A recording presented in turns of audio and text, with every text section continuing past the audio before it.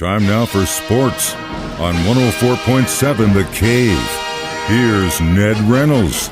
Ned Reynolds, Mike the Intern, back in the studio on a Tuesday morning. So now the dollars are starting to get reported by the press with the whole Chris Jones, Kansas City Chiefs contract situation. It looks like it is, in fact, about $32 million. It's a little too much for me. Well, Jones wants to be the highest paid defensive player in the game. This is all a matter of ego. He's already a very good one, and he wants apparently north of $30 million. And the Chiefs simply can't justify that.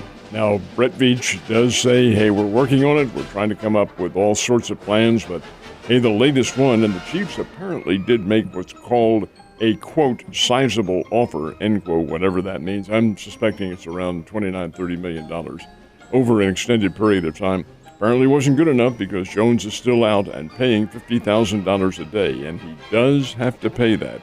That's the rule in the NFL. It has to come from his account personally. Now, if this does get solved, what the Chiefs will probably do is add another $1.5 million or $2 million to the contract. He has to take care of that, I would suspect. There's ways to get around it, but he has to pay it. It has to be Chris Jones, and that's what the league says, and that's what the league determines because they take the money out of that check.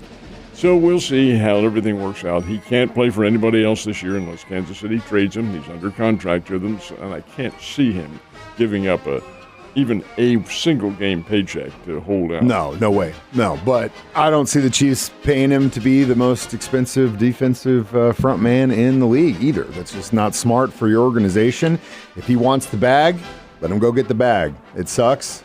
And I loved him, and he's awesome, and we'll definitely miss him, but he ain't worth it. Nobody is. And you've got to set the tone. The Aaron Donald contract screwed everybody, and we need to stop it. Well, the Quinn and Jones did too, or Quinn and Smith, I think. Also New York Jets. Not helping he signed, and he signed for an exorbitant amount of money with the Jets, and that did skew things as well. Yeah, they both screwed us. So we'll see what happens. A pair of former standout running backs have signed with new teams. First, let's talk about the former Cowboy. Yeah, and former John Burroughs star from St. Louis, all Missouri product, Ezekiel Elliott. He signed with the New England Patriots. Gosh, it doesn't seem that long ago that he played against Logan Rogersville for the state championship, and the Wildcats from Webster/Greene County won the state championship. But nonetheless, Ezekiel Elliott, who earned his All-America honors at Ohio State and then with the Dallas Cowboys, has signed with the Patriots, and he can fill a role with them the way the Belichick scheme of things is in their offense. He may just simply find a pretty good little niche up there. He can still run, but not for the extended period that he could. The other one is Dalvin Cook from the Minnesota Vikings. He has signed with the New York Jets. Likes the way the Jets are operating. He likes Aaron Rodgers at quarterback. So there you have two superstars at one time who have signed on with new teams, Zeke Elliott and Dalvin Cook. Mizzou did get someone for the squad, and I think this is going to be a big deal for the Tigers. 5-star recruit is what Williams Wanare is, and this is interesting. Now, you say they got it. They got a verbal commitment. Okay? Guys can't sign in December. That's the NCAA rule. Williams Wanare out of Liberty North up in the Kansas City region did verbal to Missouri yesterday, and that's a big deal. He's 6'6", 260 pounds. He's a 5-star recruit. That's the highest you can go. Defensive end, and was sought by everybody. Alabama and Oklahoma, and you just name them. All those schools were after him. He has chosen, at least for now, it's a verbal commitment, Mizzou.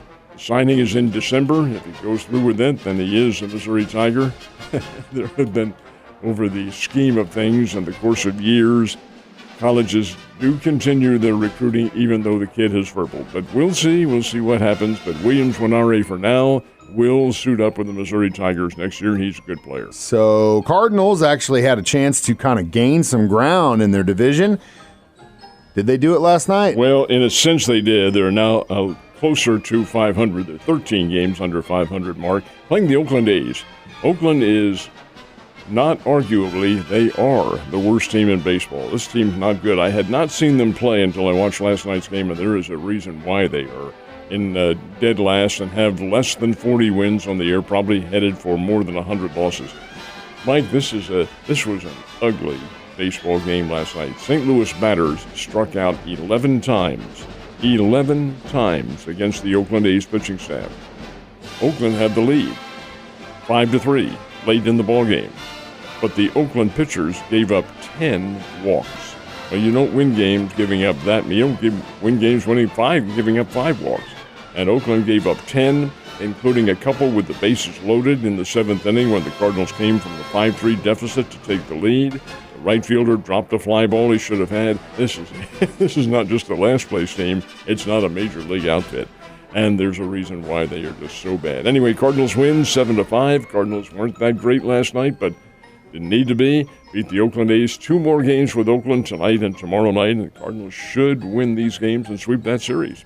Should win these games and hopefully win some more and get us closer to 500. What about my Royals? How'd they do yesterday? How about this? Royals beat the Seattle Mariners. Mariners came from behind with a big rally in the 8th and 9th inning to take the lead.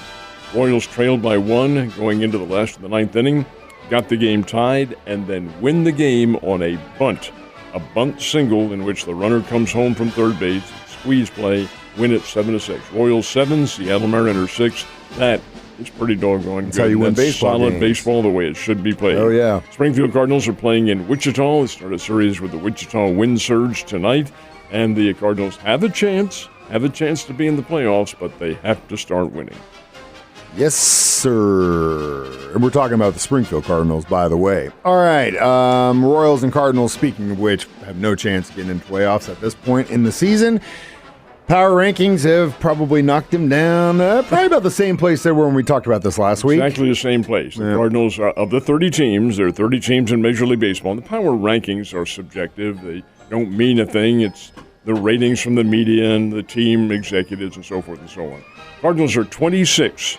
Number 26 of the 30 teams, and the Royals are number 29 of the 30 teams. That doesn't speak well for Missouri baseball, but hey, it is what it is. That's what the records are. Top teams in baseball, Atlanta Braves number 1, Baltimore Orioles number 2, Texas Rangers number 3, Los Angeles Dodgers 4, and Tampa Bay Rays at number 5. And those teams all headed for the playoffs and maybe World Series, and there could be a wild card in there. There was last year with Philadelphia. You never know what might happen, but it doesn't appear right now. The Royals certainly won't be in it, and it doesn't appear as though the Cardinals will be either.